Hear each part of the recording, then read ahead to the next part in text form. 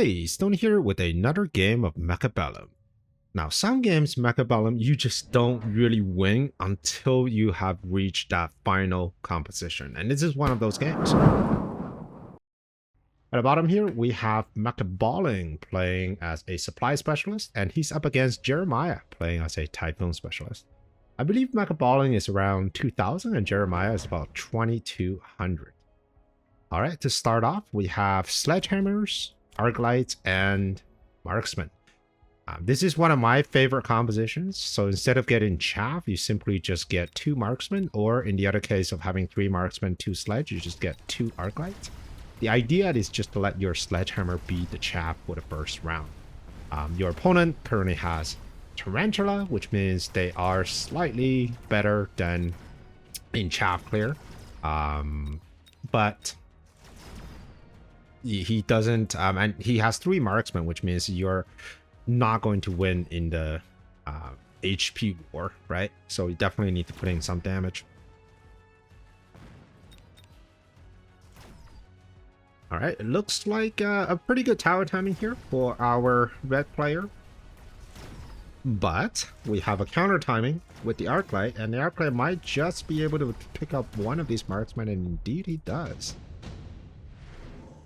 Round 2, lots of interesting cards, but ER Vulcan is probably the most interesting. The other one might just be improved steel balls, since we are already in aggro position for our red player, so taking steel balls and just ram them down, it could actually be pretty good.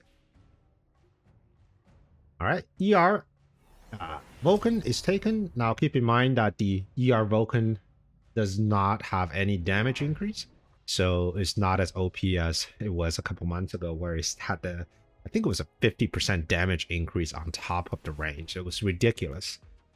All right, so I love the crawler placement. So this is a hallmark of an inexperienced player. Whenever you're putting crawlers just within range to pull some of the units up. I think the original idea was to pull the marksman over so that the tanks at the front will have a better time of engaging with his army. But luckily, he also pulled the tarantula that was on the side here. So very well played. A fairly convincing round here. Okay, small wins.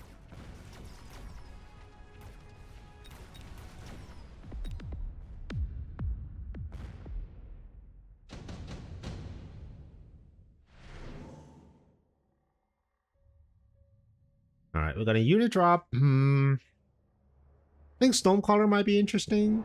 Phoenix might be interesting. Overlord.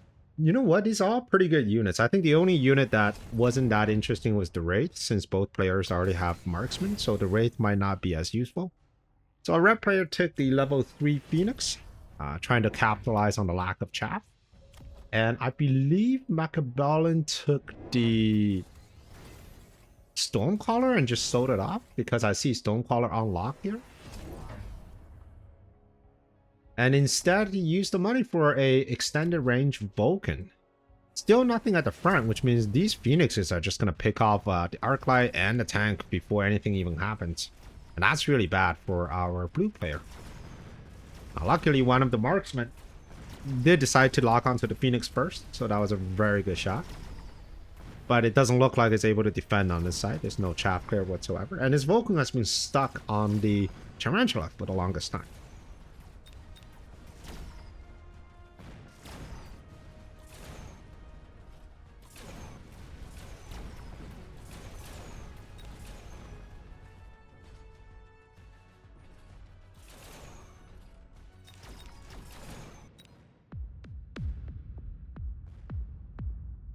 All right.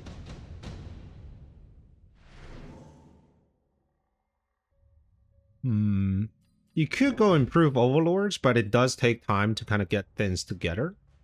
I think improved overlords may work well for blue because he already has the ER Vulcan. So with the improved overlord, it would just do a lot of damage to all kinds of units. But these Phoenixes, they are quite scary. So even with improved overlords, they're not tanky enough to withstand his level 3 Phoenixes. I think blue needs a very drastic pivot in strategy. For now, I think it's just putting down more units, kind of building up the board here. So there's a couple ways you can go with these Phoenixes. The easiest way is just to hit AA on the marksman.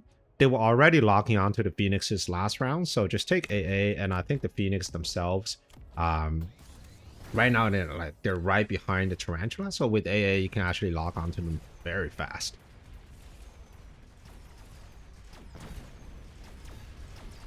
All right, no tech yet. Well, actually, blue took impact drill.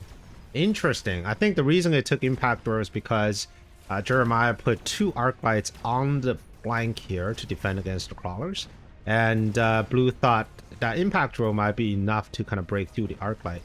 Now, spoiler, it was not. The next time, whenever you're thinking, oh, you know what, we got crawlers and arc lights on the same line of the equal level. If I take impact drill, maybe I'll break through. But in reality, it does not happen. I think what will end up happening is that the arc light will end up with very little HP. All right, mass-produced forts. That was one card I was looking for. I think this is the sort of the card that is anti-Phoenix. So mass-produced forts essentially gives you super weak forts with attack and HP reduced by 30%. However, it gives you the ability to get a lot of these utility-based technologies.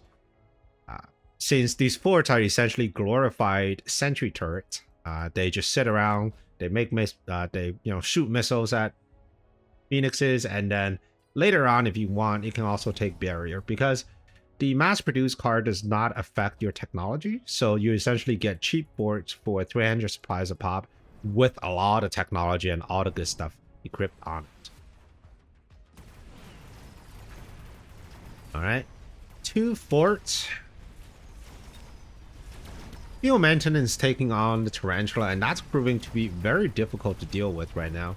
There simply isn't enough damage. Like even the fortress, right, trying to get gun down on level 1, Tarantula is difficult. And this level 2 Tarantula, no way in hell that Tarantula going to die to a mass-produced fort.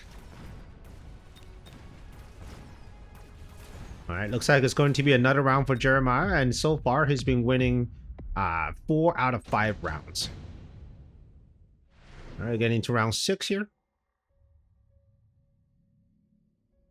Intensive training is picked up by Mechabellum. Interesting choice. I don't know what the intensive training is actually for. I feel like he really doesn't have enough money to go for intensive training because he wants to put down as many forts as he can.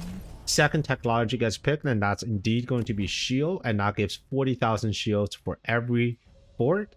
And you can keep buying these at 300 a pop, so for 300 you get 40,000 shields every single turn, and that's a pretty good investment. And not to mention, for every additional fort, you get an additional set of anti-air barrage, which means these Phoenixes will have to really fend for themselves.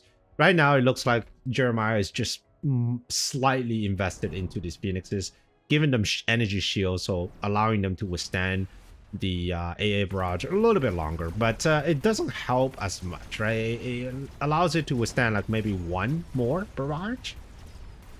But eventually, you will go down.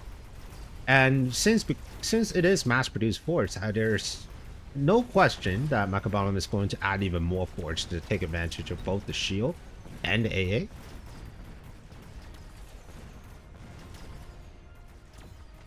Alright, things are starting to turn, but not quite. I think the biggest problem here is this Tarantula. It's just absorbing every single shot from the mass-produced forts, from Vulcan. Like everything here is trying to bring down this Tarantula. It's just so darn tanky. Alright, we got unit drop here. Bolts is a good option. Sabertooth is a direct answer if you want to pop this level 3 Tarantula. But instead, it's going to be bolt with chain gun. Bolt with chain gun, you can almost think of as a Overlord carrying a Sabertooth. Now, it used to be, well, before the chain gun was nerfed, it used to be an Overlord carrying a fortress. That's how powerful chain gun was. But they've nerfed it, so now it's just a Sabertooth. But still, very powerful, because you get the 4,000 per rocket times 4, or 16,000 per volley from Overlords, and you plus the 5 5500 damage on the chain gun. So quite a lot of damage packed into a single unit. Jeremiah also took the boats, interesting choice, and he's just trying to use these big units as a air shield, right? So we got Wraith and also we have boats, both with field maintenance. But you know what's really good against all big air units? Well, marksman with anti-air, and that is indeed correct. So now I don't really expect these level 1 Wraith and level 1 boats to survive much longer. This boat gets instantly locked on and it's already dead. We have a total of 6 forts on the field. We got lots of boats here. But yeah, the other boat is just dead.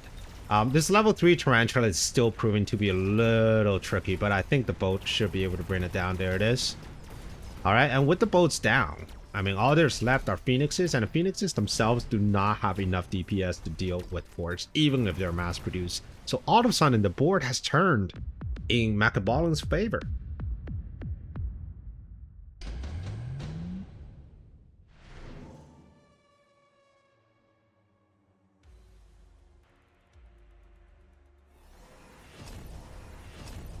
Alright, it's going to be triple tech Phoenix from Jeremiah. I think he's really kind of entrenched himself into this Phoenix play.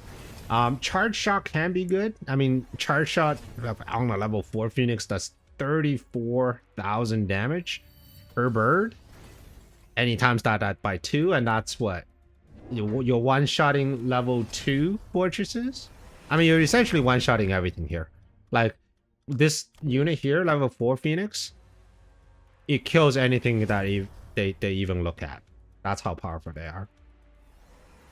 Alright, we have crawlers coming in and also loose. Okay, that's very interesting. So what Mechabellum noticed is that they are a severe lack of proper chaff clear. Everything that consists of chaff clear comes from these Wraith, Tarantula, and Arc Lights, and all of them rely on the splash damage to be effective. So loose is extremely good against chaff clear units that rely on splash.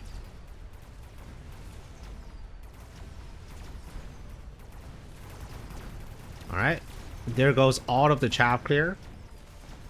In fact, I mean, that's pretty much the end of the game. We still have 3 forts left over, 2. I mean, they are picking them off, but there's simply not enough units to deal with the rest of the board. So just like that, right, after losing the first 5 out of 6 rounds, Mechabellum was able to pull a rabbit out of a hat by using mass-produced forts with double tech on shield and an anti-air barrage. Now, if I were Jeremiah, how would I answer this final round? Well, first of all, I don't think it's the right call to entrench yourself further into the Phoenixes. I feel like mass-produced forts are quite susceptible into steel balls, no? Let's give it a try. Let's see if there's a solution in steel balls in the final round. All right. Yeah, none of it is really useful. Oh crap! I bought an arc light. All right, let me restart this. All right, there we go. Okay, so the idea is that the Phoenixes themselves cannot save us from the game, so we are going to go crazy on the steel balls. And for steel balls, he does not run energy absorption. That is so unfortunate, but we can try this. I really don't need Phoenixes, so let's try this.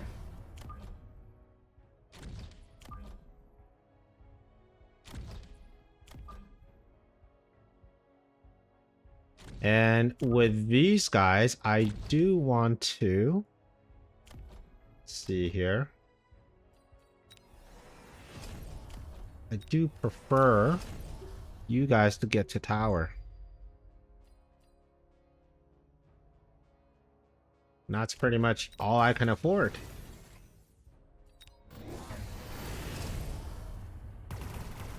Let's see if this works. So we got steel balls coming in. Steel ball has link. Does not have absorption, which is really sad. I really want to have absorption. Yeah, not having absorption was a huge problem because the boats, once it locks onto the steel balls, it simply just pops them. So steel balls would have worked if it had absorption because the boats wouldn't be able to pop them once they're latched onto the forts, but without the absorption, it was not an easy battle. All right. Well, if you have any idea on how Jeremiah could have won the last round, let us know in the comments. And I hope you enjoyed this video. Sometimes the way that Mechabellum game works is you just need to finish your build and get it fully online and you crush your opponent. But do you have the patience to wait that long? All right, if you want to see another video, here's one for you, and I will see you on the next one. Prepare your tactics. Mechabellum's calling. Deploy your fortress. The battlefield's alive with swarms.